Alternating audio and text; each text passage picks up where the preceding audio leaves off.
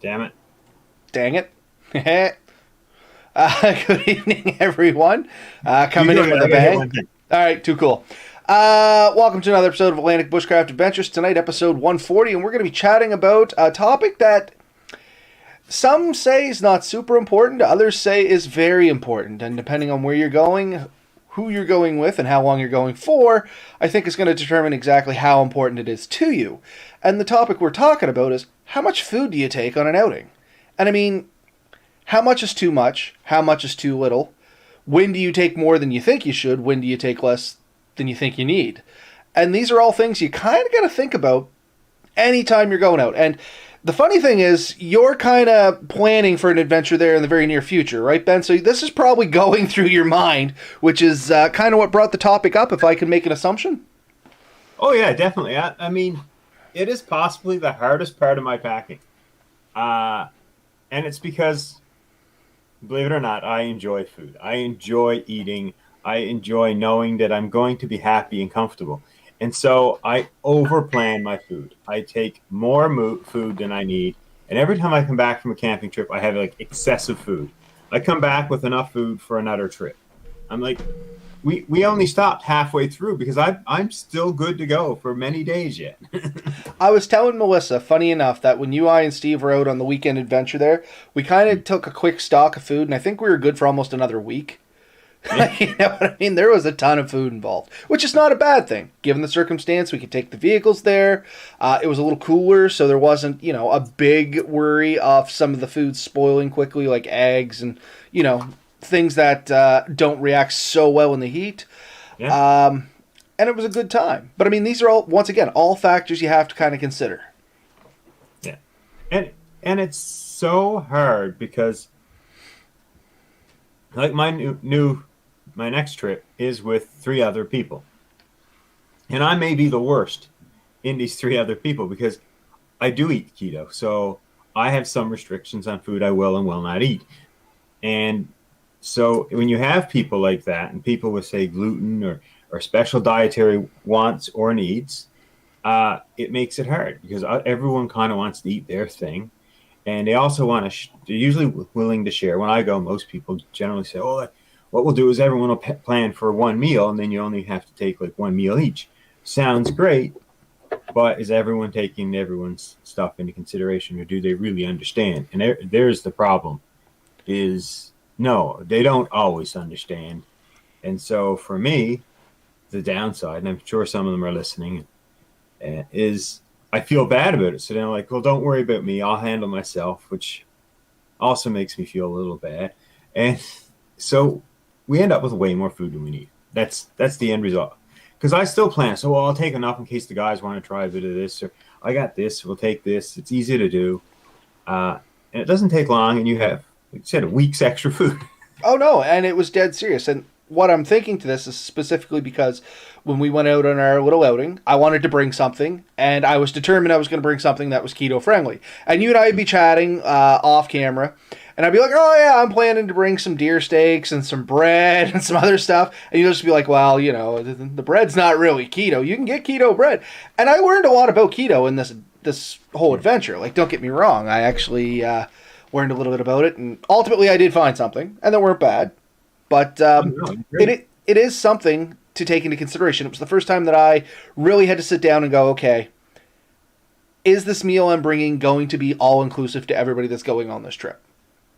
And I mean, that I even reached out and asked people, like, if you got food allergies and things like that.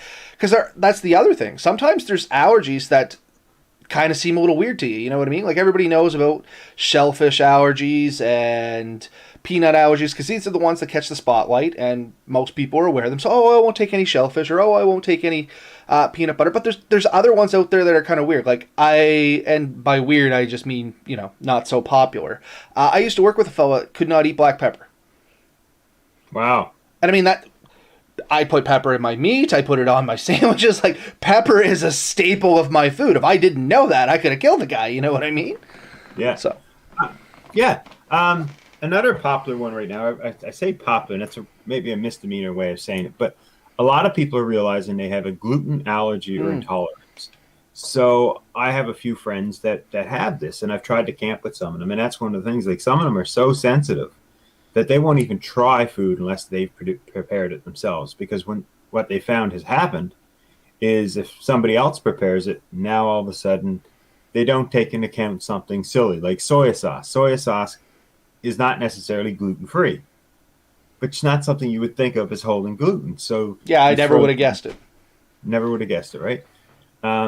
So you throw a bit of soy sauce in it and think no big deal. It's just a splash, and it's but it's enough to affect them, and they'll eat one or two bites, and all of a sudden they feel less than good, depending on the severity of their reactions to it. So you have to take into consideration like it's not can and can't use and all that. So that's definitely a struggle, and that's in addition to if we got rid of special diets and just tried to figure out, when we're home, we're all used to. I'm hungry. I'll go to the fridge and grab whatever's in the fridge. Well, I always have like extra food that we can pull from whenever we want. But when you're camping, you have a finite space that your food has to fit in. You can't take too much extra without exceeding that space. But you do want to, right? So you're like, do I need this? Do I need that? What can I give up? What do I trade off? So, I mean, I repacked my bag 3 times this week. Easy 3 times. And I could see that. And funny enough, coming on the other side of the spectrum, when Ben and I first started camping together, I was the minimalistic person. I tried to take as little as possible because I just looked at, okay, this will sustain me. And that's literally what my thought process was. This will sustain me for X amount of time. And I broke it down into things like dried rice, dried oatmeals, dried nuts, all good stuff. I'm not saying don't take these things, but I mean, and I've told this story multiple times on our podcast, is I'm sitting there eating the plain oatmeal with a couple nuts in it, and I look over and Ben is having like bacon and eggs and cheese, and I'm just like, what the hell? Where did I go wrong with all of this? And then I started rethinking my thought process, because I was the extreme, take as little food as possible because that food equals weight and size, like bulk, you know what I mean? And we've talked about this in other podcasts. And to me, that was the area where it was worth sacrificing at the time. Now, I have a different thought process to that. And honestly, at the end of it, I didn't really gain a whole lot more weight, maybe a little bit more bulk. Yeah. Yeah, and you have a lot to consider it with food. I mean, if you look at the ultralight people, you kind of come with what you had. Like, you were looking for what's the smallest, lightest weight thing, the highest calorie intake. And a lot of guys in this situation will even like forget nutritional value and say, like, I don't care if it's nutritionally valuable. It's only 2 or 3 days, then I'm going to be back and I'll go back to eating healthy again. So right now I'm just looking for, high calorie, low weight. So you're eating like crunched up chips. Like I've seen guys who did that. They buy a bag of chips, the big bag of chips is huge. When you crush it all up, you can fit in a little tiny Ziploc bag, And the age-old debate of air and chips, right?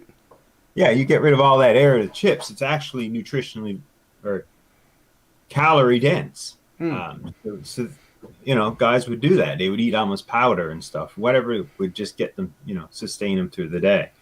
And the flip side is somebody who brings a turkey to the entire. One of my best experiences ever. And unfortunately, the other big culprit I see going a lot camping, once again, not knocking it, just it tends to get a little overboard. I used to be bad for this too, was like the Mr. Noodles. Or just noodles in general, you know what I mean? It's dry, crushes up easy if you wanted to. So, like, I always took it because you could crush it up, mix it in a cup, and you just drank it like a soup. You know what I mean? Didn't even need to carry the utensil if you didn't necessarily want to, because you can just carve a stick, stir it up, and you're good to go. But if anybody's actually read the nutritional value on the back of one of those Mr. Noodle packs, you're going to learn that it's like 500% your daily sodium, and that's about it. Like there is not a lot in those that is actually worth eating.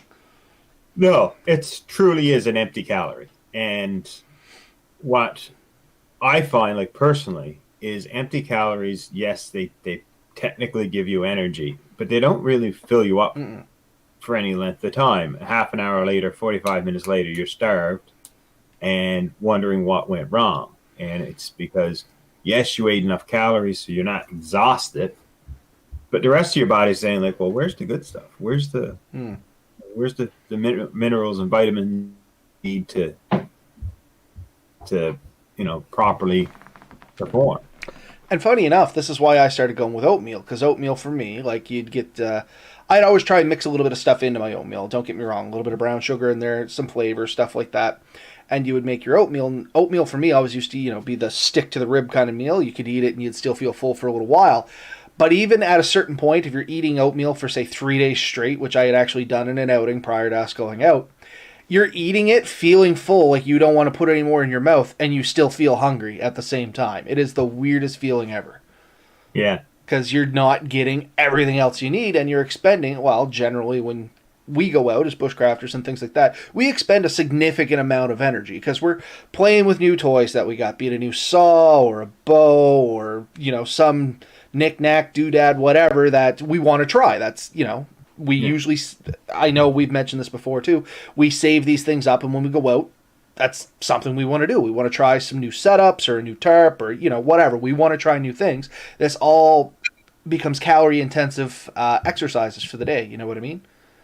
Yeah, oh yeah. I 100% know what you mean. And I mean, there's the other thing, like you have that area, like you take a 70-liter pack, you take a decent sleeping bag, let's say that's taking up 20 liters of it easy there, and then another 10 to 15 for your clothes alone, and that sounds like a lot when you think of like a 2-liter pop bottle, but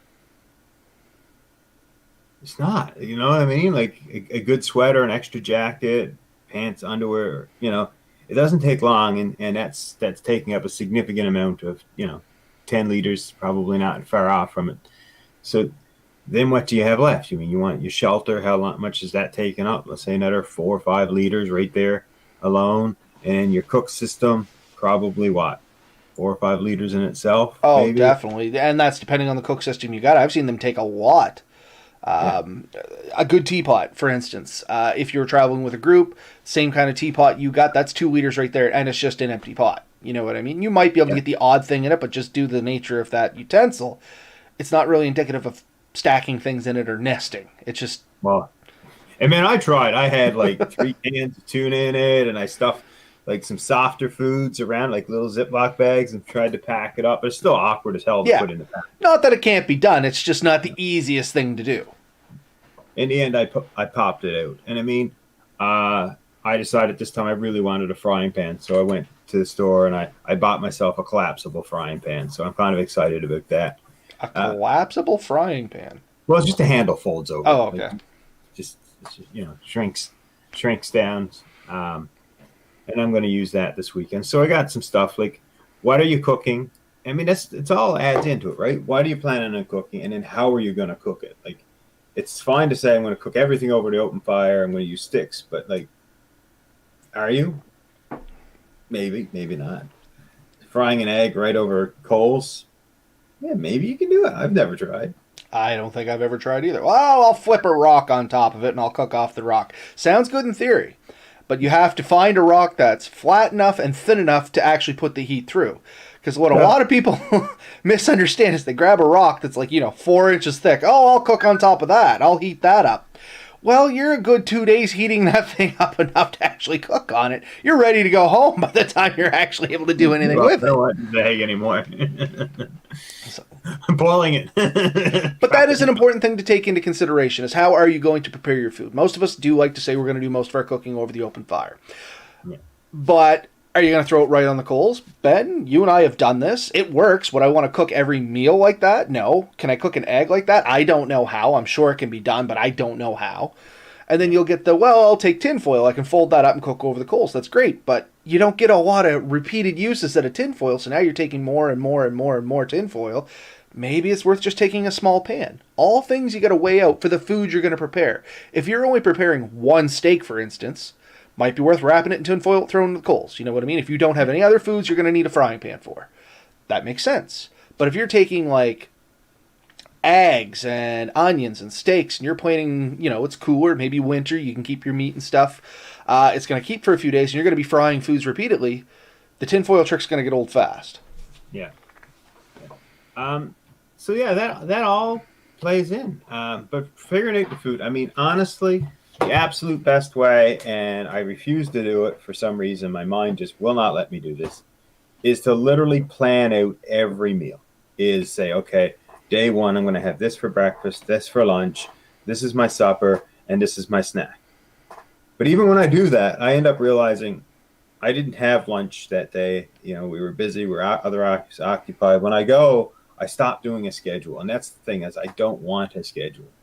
But I still kind of plan, like loosely I have it planned out as having like 4 mealishes when I'm out, like 3 actual meals and probably something before I go to bed, which is not a bad plan. But the reality is sometimes I plan a little bit much for the meal, or I skip a meal, and then all of a sudden you're 1 meal ahead for the next day. Now you have 5 meals that you need to consume on a second day. Well, lo and behold, you skipped a meal on the second day. Now you got, you know, on the end of a 3-day weekend, you now have another day and a half worth of food.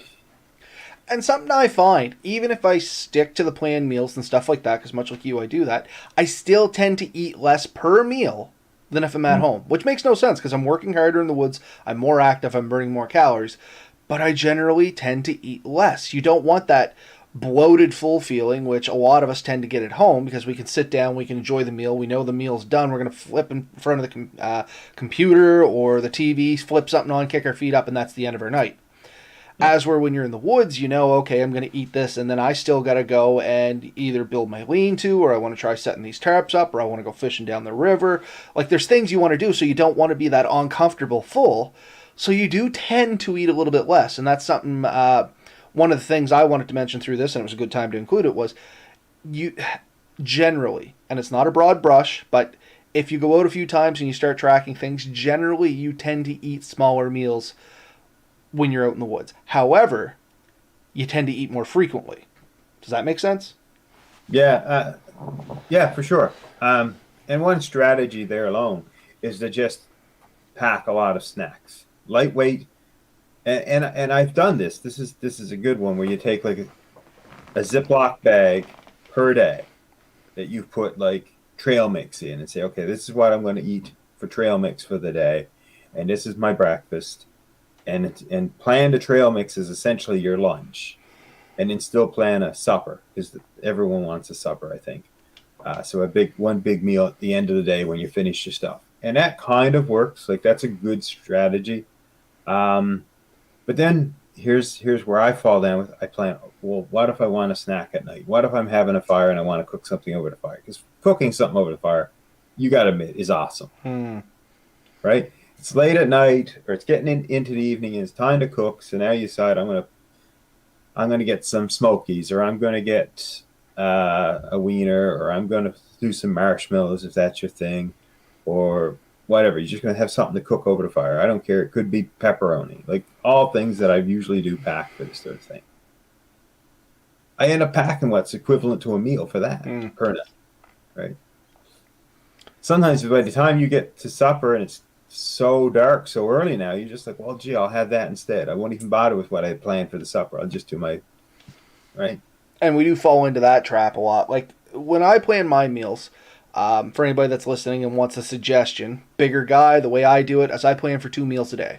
I always try to eat a breakfast to get me going, and I always try to eat a supper somewhere in the evening, simply because generally you're going to be winding down, let that meal sit with you a little bit, recoup some of the calories from the day, and I still like my stomach to be a little full, as Ben was saying there, maybe a snack somewhere right before bed when I go to bed. I don't want to be over full, but I want a little something in my stomach, especially in the cooler time. The act of digestion will actually cause a little bit of an internal temperature, if you know what I mean. So Yeah, no. I mean, one strategy to stay warm at night is to go to bed with a full stomach, because while you're sleeping, your stomach is working to digest the food. It actually produces heat to do that, and that helps keep your core warm and keeps your body warm. So, that is a strategy. Like having a good meal and then a nice warm drink before you go to bed is going to keep you warm all night. Like, if everything else is well thought out. Yeah, is providing you a good sleep system, and you got some warm clothes and stuff like that. And just pulling from the comments here, I think that's the general gist of what most of us that have been in the woods for a significant amount of time. Seems to do, like Red Bear Tactical is saying, big breakfast, big supper, and some jerky or trail mix tide me over during the day. And that's much how a lot of us plan. 2 big meals and then snacks. And this is where, as Ben kind of said earlier, you can kind of cripple yourself. It's the snacking foods. I tend to pack way too many snack foods. Just to give me variety. I like tasty things. Like, I like food. And if you ever seen me in person, you would understand I like food. Like, you know what I mean? Big guy, love to eat. And I like the variety. Realistically, I could probably tone down the variety and probably health up some of that variety too. Because I'll be guilty for bringing the trail mix because I like trail mix. And maybe a couple chocolate bars. Maybe beef jerky, as Red Bear said there. I'm big on jerky.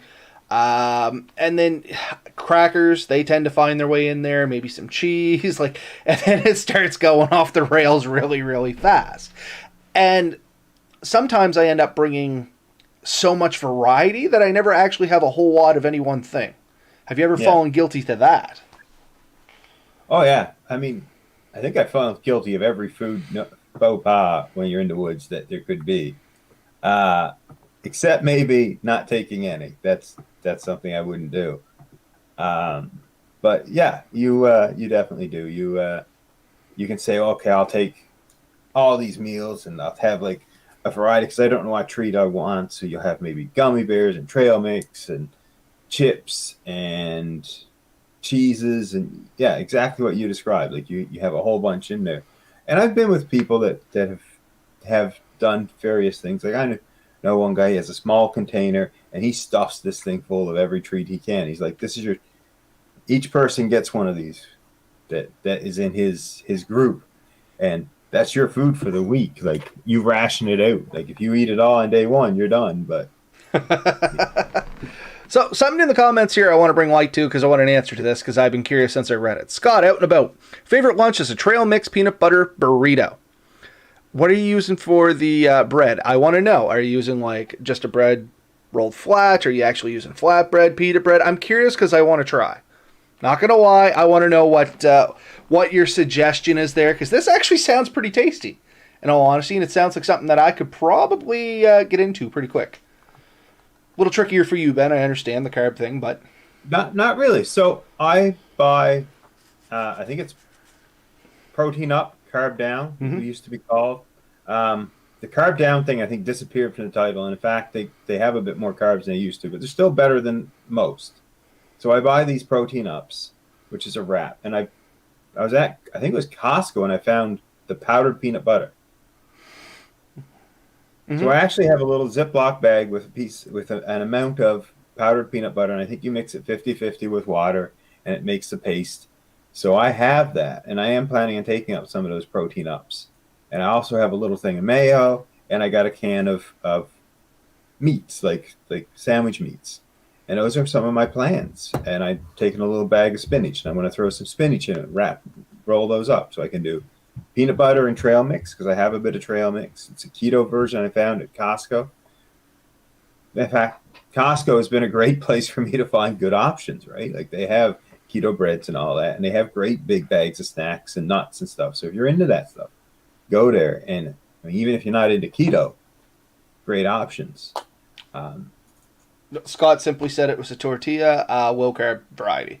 So Yeah, much like what you were saying there. So I'm going to try this. This actually sounds delicious. I'm trying to get you on keto yet, buddy. Yeah, you keep getting me closer to it. I'm not going to lie, but I don't think I could give up bread. That's my guilt. I love bread. Then take the alternative breads. You can still have bread. And I'm going to have to try some of these. That is my killer right there. I'm going to try some of these alternative breads and see what I think about them. When we first started doing this, honestly, like you had to make it yourself, or you could find a few specialty shops that made it. But now the bigger companies are getting in on it, and Sobeys, Superstore, Costco, almost anywhere else you go, you can find low carb breads.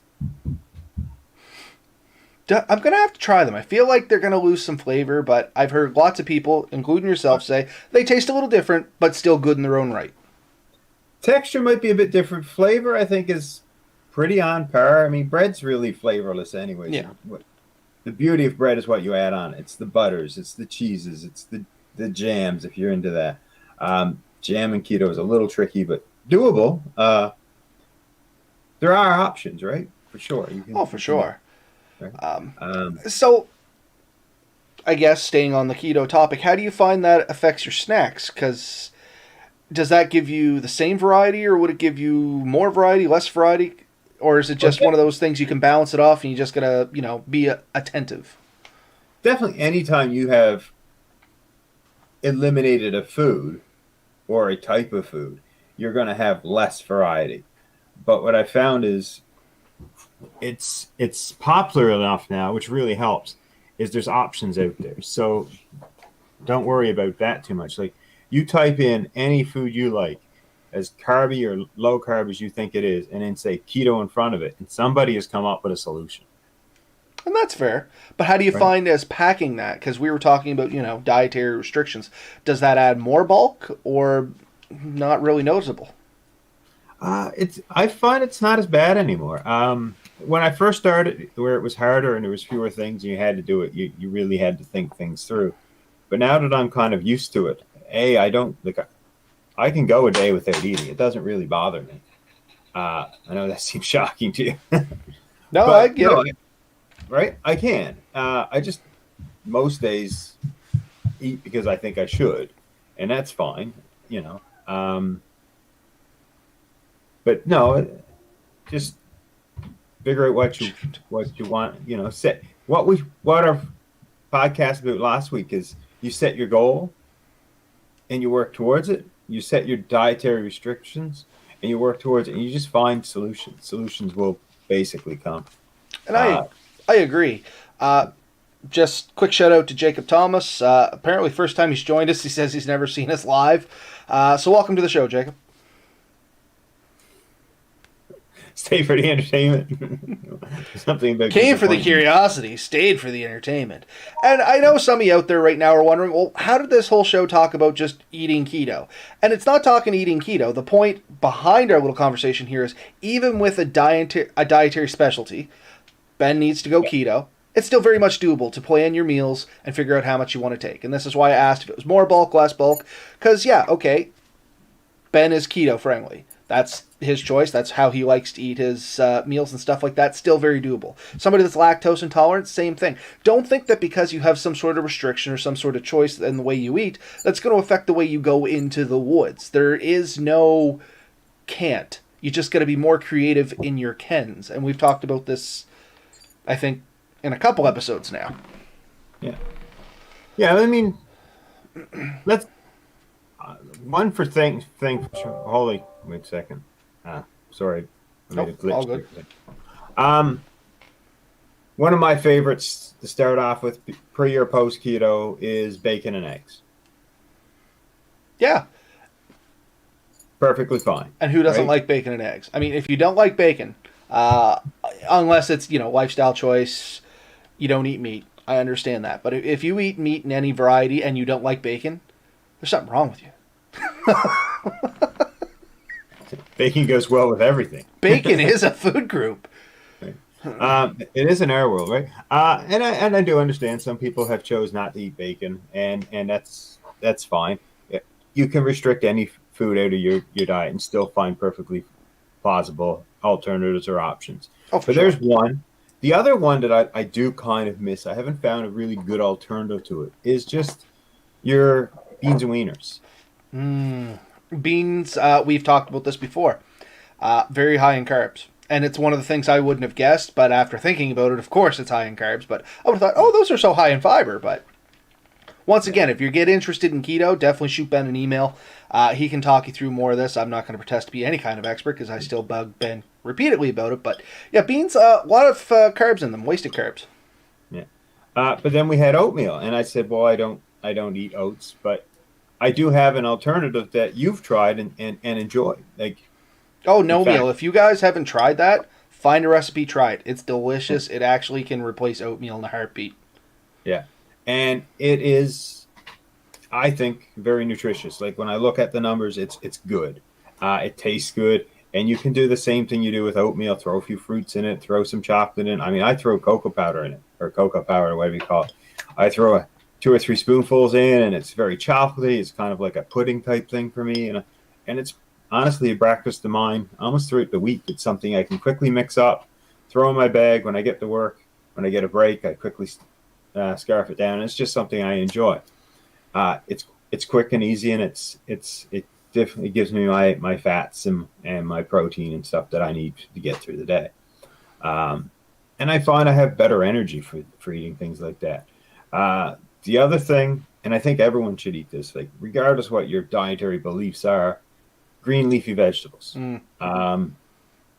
Nutrient dense, calorie low, and good fibers and stuff. Like it's really good for you to eat, especially green leafy vegetables. If you're a vegan or you're even, a more what we call a meat eater or whatever you want to call it, you still should, the human body really does well with that. In fact, I've read that eating a bit of meat and some green vegetables really helps you get the nutrients out of the green vegetables. So I'm not saying, give up. It's your choice, right? But yeah, green leafy vegetables, throw some in. So for this trip, I have a bag of spinach coming with me and a bag of asparagus. You know what? There's one I never thought to take in the woods before. You can actually find, if you keep your eyes open, wild asparagus. And Yeah. I know some of our listeners won't know the location, but you remember when you were looking for a location and I told you it was down beside a train bridge? Mm. Directly across the river that's there is a patch of wild asparagus. I forgot to tell you about that too. Not that I was holding out on you, just it completely slipped my mind. I was actually going to mention it and be like, if you cross the river, you can find wild asparagus and you can add it to your meal. But anyway, does quinoa fit with keto? I would Google that. Yeah, I have no idea. I'm not really 100%. I feel like it doesn't, though. I feel like, how do you spell that? Kuinoa is how Scott spelt it, and I have no reason to believe that's not correct. But, so we talked about a lot of dietary restrictions and things like that, and I'm sure Ben's going to look that up. Kuinoa. Quinoa. Q. It should be a Q. Oh, yeah, Q. Sorry, Q. What did I say? K? Yeah. Yeah, that's the dyslexic. Just don't worry about that, bud. So, for 222 calories, you would have 40 grams of carbs, 8 of protein, and 6 of fat, 5 of fiber. So I would call that high in carbs. So that's carb rich. So not so keto friendly. Right. I'm not saying it's not healthy. I mean, in here, I'm just looking at this little page. They call it like a superfood. If you're not worried about carbs, then, I'm not saying it's not good for you by any means. It's just not keto friendly. Yeah. And I should have just Googled myself. Hey, you know what, Scott? We Google stuff all the time as we're on the show here. We don't protest or we don't say that we know everything. And if we don't know, we try to find out for you. So it's all good. yeah. Nobody can know absolutely everything. And I would much rather someone who says, I really don't know the answer, but I'm going to find out and Google it up for you, right? Like, it's a good option. So certain people that do say keto still do cheat a little. They don't eat what I would call true or proper keto. They are eating higher carbs. They're just trying to choose better carbs. But they're probably more closely to would be maybe the Paleo Diet is another option that some people use that they really like. And honestly, I've seen some vegetarian options lately that I'm like, it goes against some of my core beliefs, but it looks pretty good. It looks pretty good, and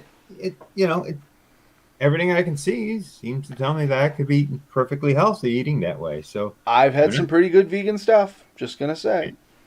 So and you can still be vegan and go camping or bushcrafting or any of that. Once again, it's just you got to get a little bit more creative. I believe Alone and as well, what was the one? Naked and Afraid? Both of them have had successful candidates, not necessarily the winners, but successful candidates that were vegetarians. like done very well, very competed very highly. So yeah, I mean, I'm not knocking it by any means. Uh, but my question is, and I know this is a stupid question, can I stuff bacon and be a? I I don't guess it's know. called lazy veganism. I don't know. But okay, so we talked a little bit about the dietary restrictions. We talked about this and that when it comes to food. So let's get right to the nitty gritty. How do you know when you've taken too much, Ben? What's red flag moments for you that maybe I have too much food? Unfortunately, it's after the trip. Like when you come back and you realize I still have enough food here for a couple of days. You've taken too much. Now, the reality is, I think you should always have extra food. And this is because you don't know what's going to happen. I always plan, what if? What if I get out there and I get stuck? What if when we go on our trip, and I say this particular trip, I think we have 5 portages or something in the first day. Hmm. What if? And I watched a video guy did this trip, and he almost didn't make it back one day because the wind was so bad he just couldn't get to the next portage. The portages were doable, but the water part was difficult. That's a real thing. You know Oh no, for what? sure. What if it's a rainstorm, and what if it's just too miserable, and what if I decide I'm way better off hunkering down and spending an extra day in the woods? I mean, you'd rather not do it hungry. I mean, you're stuck there, you're miserable, you might as well at least be eating. So I think taking a little bit extra food and coming back with it. uh, and you used to have a really good idea for that. I think you kept like a thing of rice. Still do. I keep what's called an emergency ration. It's a self-made emergency ration that I keep in the bottom of my bags. The first thing in stays at the bottom. It's something I never really plan to pull out, but it's there Yeah, specifically for the instance, like you said there, Ben. It's usually 2 cups of white rice. yeah, In my case, it just happened to be white rice because that's what I had. I think it's basmati if you want to get down to the specifics of it. But anyway, it's 2 cups of rice, not the instant kind, the actual cooked kind. 2 cups of oatmeal, and then like just packets of soy sauce and flavorings and stuff like that. It's like, I think I made my own little. I went to the dollar store, got some tiny Ziploc bags, and I threw in some dehydrated onion chives, pepper, of course, garlic powder, onion powder, a few little things. You cook up a cup of rice, 50-50, 1 cup rice, 1 cup water. Dump in your seasoning pack, stir it up, boil it off. It's a meal. Is it absolutely the best meal you've had? No. Is it an okay meal with a little bit of flavor?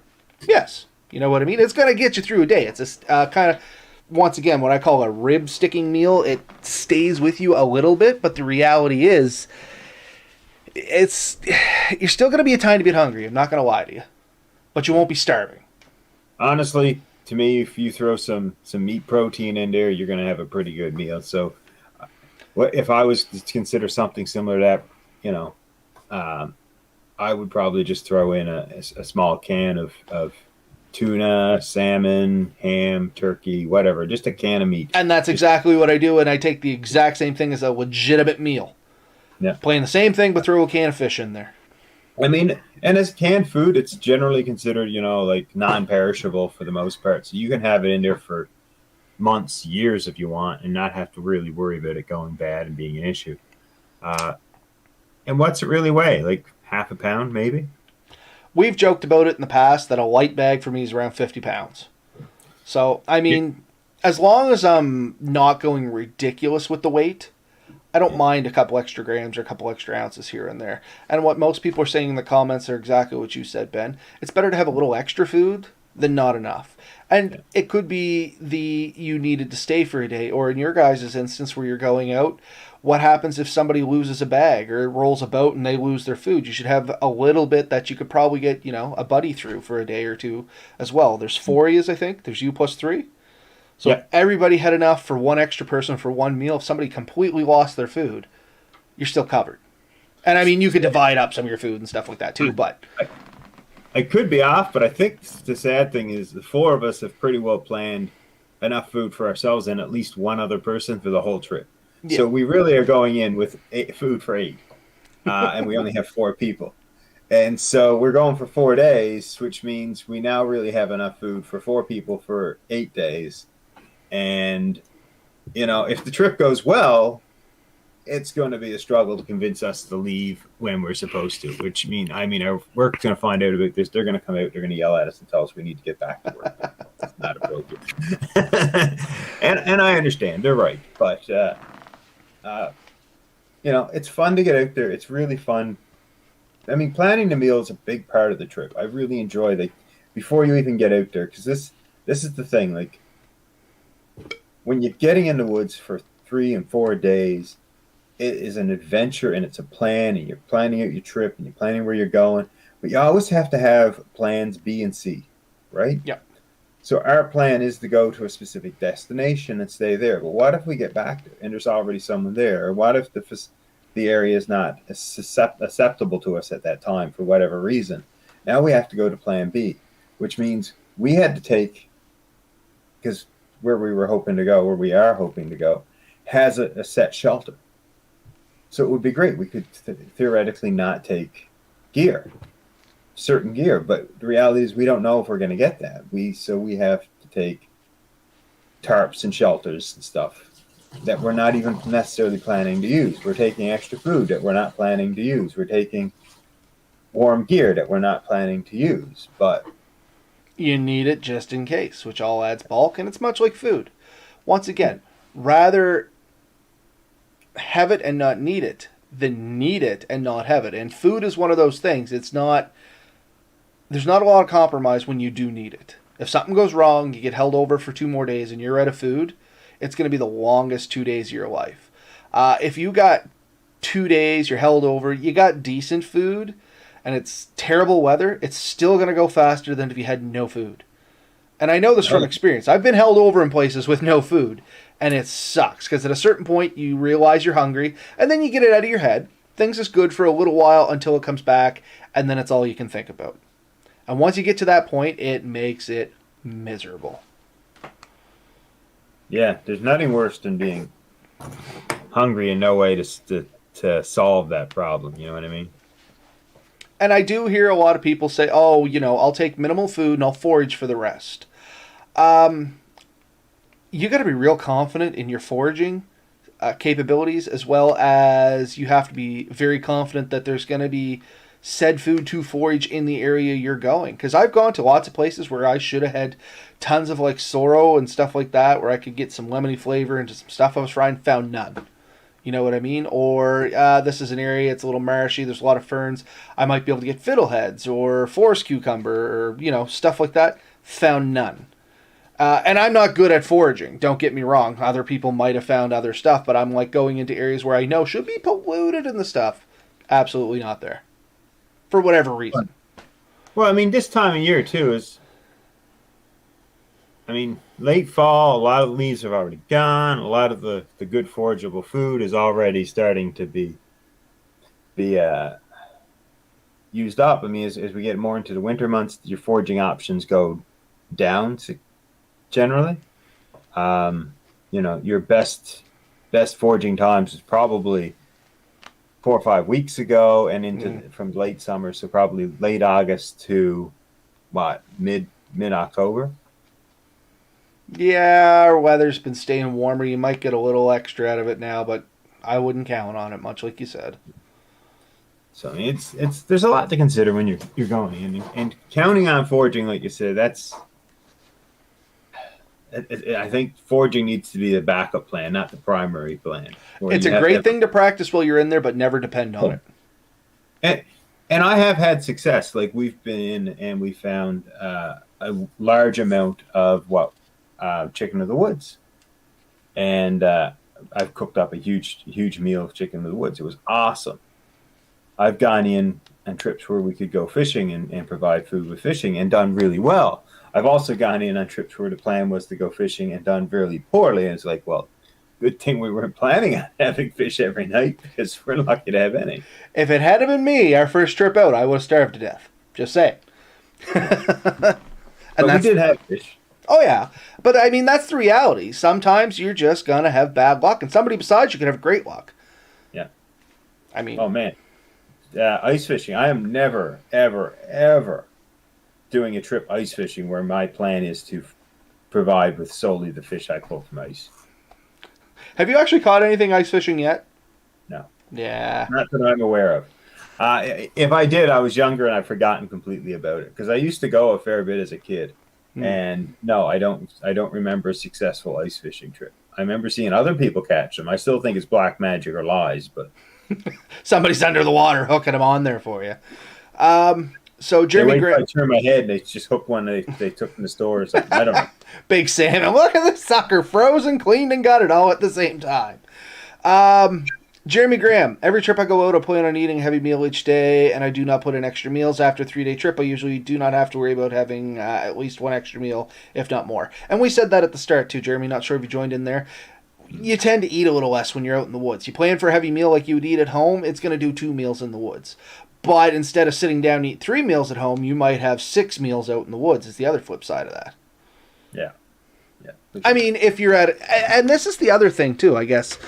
Sorry, I didn't mean to cut you off there, Ben. But before I lose my train of thought, what are you doing per days? If you're doing like a hiking trip where you're walking a lot and you're on the move and things like that, you may eat nothing but snack foods and one good meal a day. Now, if you're going in somewhere like these folks are going in here, and you have a base camp and you're going to be sitting around and telling some stories and things like that and having a few laughs, you might revert back to you're going to get your 3 heavy meals a day and then just kind of some pocket snacking in along the rest of the day too. So that's something else to keep in mind when you are planning your food reserves is what do you expect to do the entirety of the time you're there? Yeah, yeah, for sure. I mean, we're gonna. Our plan is, I mean, it's a day in, it's a day out, and then we got 2 full days while we're in there. One day right now, the weather's calling for it to be pretty good, so we're really thinking that's going to be a day of exploring. But right now, I think Saturday's calling for some pretty heavy rain right now. Like it's not going to be pleasant. So our plan really is to maybe hunker down, play some cards, chat, tell some lies, have a fire, you know, do your thing while you're out there. Uh, Not a bad plan. No, and that's kind of another thing. Even when you're planning your food, is have a plan for what you're gonna do. Because if you just go in and you freestyle it, sometimes that's great. Don't get us wrong. Ben and I, we're pretty much kings of everything we do, including the stove we met. 99.999% of our podcasts, we shoot from the hip. But generally, if we're going out in the woods, and I'm sure you and the other guys have chatted a significant amount about where you're going, what the plans are, what you're bringing, and suggestions on what other people can bring. Yeah. It definitely has been chatted at. It's been chatted at as a group, chatted between individuals. We have quite a bit on the go. I mean, some of these individuals have never physically met before, so this is going to be one of those trips too. So it's going to be interesting. I think we're all very excited for it. And I'm really excited to see how it turns out. I don't think anyone's going to go hungry. That's good. I don't think anyone's going to get cold or be missing essential gear. That's also a good thing. But it's great to know we have some plans, we have some options, and we got some things to figure out. And we will be figuring things out probably up until the moment we step into the woods. And even then, you're still thinking as you go. Well, built into our plan was we'll take a couple of pieces of gear and we'll make that decision as we start hiking. Like, do we leave it with the vehicle or do we take it with us? Always options to leave something or take something. Oh, Red Bear, you better have a shovel foraging up here now. A foot of snow makes it a little difficult. And you know what? That's another problem that could happen overnight. You were out on a trip last year, I think it was, Ben, where you went to bed, everything was kind of brown and green around you, and woke up with a significant amount of snow? It wasn't last year. 2 years ago, then? I think it was a couple of years ago. But it was this weekend. I don't think that I shared it with somebody today. But, I mean, that's a reality for our neck of the woods. You know what I mean? And if that is something that can happen in your neck of the woods, that's something to be a little bit more aware of, too. In colder weather, I tend to bring a little extra food and warmer foods. A lot more soups, hot meals that you're going to eat hot, even the snacks. I try to sneak some, like, hot chocolate in there. high in calories, warm drink. I sent you the link. It was 2019. We literally had feet of snow. We went in with no snow. We had feet of snow. Tents collapsed. We had a blast. Yeah. Cooking some steaks. So, C. Thomas, enjoying the show out in the woods, about to cook some steaks over the fire. So, Beat me. somebody is beating us to the punch, and I hope you don't mind there, fella. I am going to bring this picture up because it actually looks... well, that's the wrong one. I'm leaning in. I want to see. All right, give me a sec. I gotta... I'll flip it over here for now because I don't know what's going to come up. There we go. All right. So yeah, they're out in the woods. They're doing some cooking, and this is kind of what it's all about. You know what I mean? It's oh, that's still the wrong one. How about that one? There we go. All right. Can you see that now, Ben? Ooh. Right. So I mean, that's a beautiful time right there. Got the rocks going, and he's about to cook something over the fire there. Just looking at that's making me hungry. Not gonna lie. Yeah. But any case, I just want to bring light to some of the comments that everybody says there because we try to talk to everybody. And if this is the first time listening, I know that we had one there at least, Jacob. If you say something, you have a question, by all means, ask it in the comments. We read them. We try to get to them. If we don't answer right away, that's only because we got something kind of, rolling there, or might have glanced over it for a second. But I do go continuously back and check to make sure I didn't miss anyone's comments. So. Very cool, guys. I'm just out here with the wife, and she said, "What?" So Carl, say hi to your wife for us. By all means, have some good food for us too. Ben's going to get out there for a couple days. I'm going to try and sneak out over the weekend. Hopefully Ben will send back some pictures and stuff like that. Definitely check out her Instagram. I'll try to throw some stuff up on there too. And yeah, it's going to be a good time. Yeah, well, I got told by my mother I have to send her some pictures. I know one of the other guys with us is a bit of a podcaster, or not a YouTuber himself. There will probably be a video done. I know he's got some plans for that. And on the good news, some of my camping buddies are just showing up to the house now, so I'm about ready to leave. And I thought I heard something going there, so I assume that's what all the messages were coming in. That's why I was trying to clean all the comments up before we disappeared. So anyways, great talking to y'all. They said packing food for the week for a trip. It's always a bit of a challenge. Easier for shorter trips. As a trip gets longer, we tend to exponentially add to it. I think the thing is to try and plan for enough per day with an extra day in, and know that you're probably still going to end up with a little bit more than you need. Better to come back with a bit of food than not. And where you can, we didn't really say this, but try to choose some non-perishable foods so that you're not really wasting too much food when doing it. Because that's a disappointment when you go in and you come back and you got food that's no good. Yeah, it's spoiled and you got to throw it out. And the last thing I'd throw on there is, we say it a lot, is if you pack it in, pack it out. You take tuna cans in, take tuna cans out. You're going to burn them in the fire. Well, the reality is everybody likes to think they're going to burn stuff in the fire, and all that's left is this big charred pit with a whole bunch of garbage in it.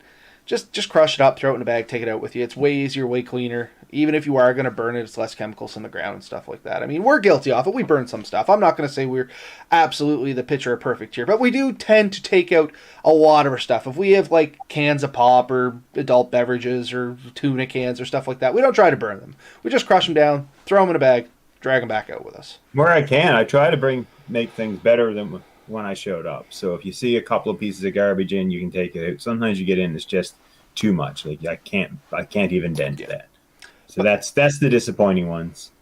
The good ones when you go in, and yes, there may be a little bit, but it's dealable and you fix it. Yep. But as always, get out there, have fun, enjoy yourselves. Love to hear about it. We've given you some ideas over the last couple of weeks of how to make time and how to plan your meals. The next big things that we'll eventually get to is you know, how to plan your gear, really. Like, what gear do we really need to take? That might be a good idea for next week, or at least in the upcoming weeks. I like it. All right, everybody. Have yourselves a good night. And as always, get out there, get dirty, and let us know about it.